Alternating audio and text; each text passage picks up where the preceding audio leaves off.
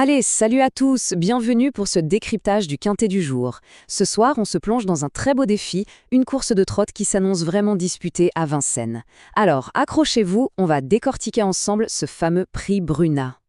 La question que tout le monde se pose, évidemment, sur qui on mise ce soir. C'est un vrai casse-tête, mais c'est justement ça qui est bon. Et on est là pour essayer d'y voir plus clair ensemble, pour avoir toutes les cartes en main. Bon, on y va. Pour commencer, plantons un peu le décor. Le prix Bruna, qu'est-ce que c'est exactement? Et pourquoi cette course-là en particulier retient toute notre attention? Alors voilà les infos clés à avoir en tête. On est donc à Vincennes pour le quintet de ce 5 septembre. C'est en nocturne, c'est le prix Bruna et ça va mettre aux prises 16 trotteurs de 5 ans. Et attention, sur la grande piste, la mythique grande piste de Vincennes.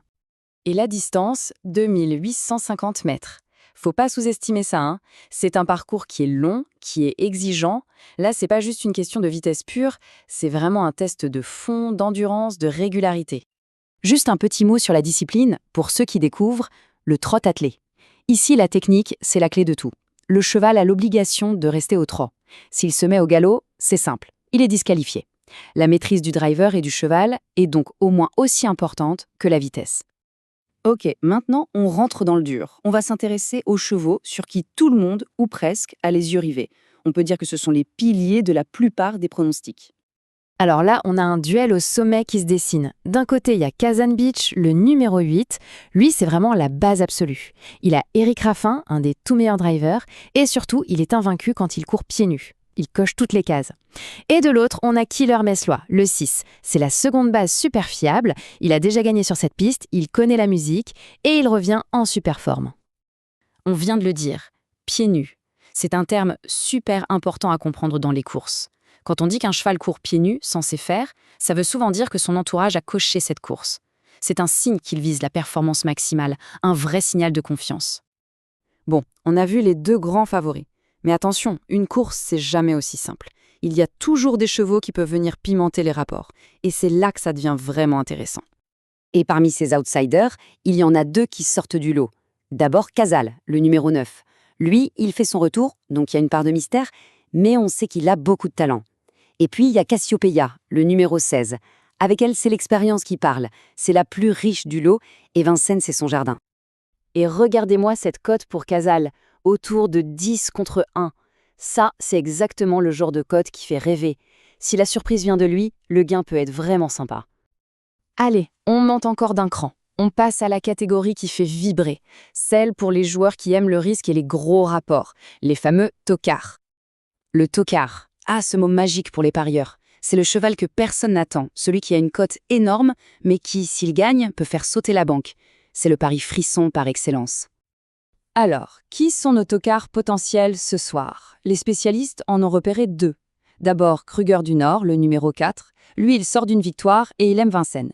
Et puis Knocht, le numéro 14. Un cheval un peu tout ou rien, mais dans un bon jour, il peut battre n'importe qui. Et pour Kruger du Nord, la cote grimpe encore. On parle de 15 contre 1.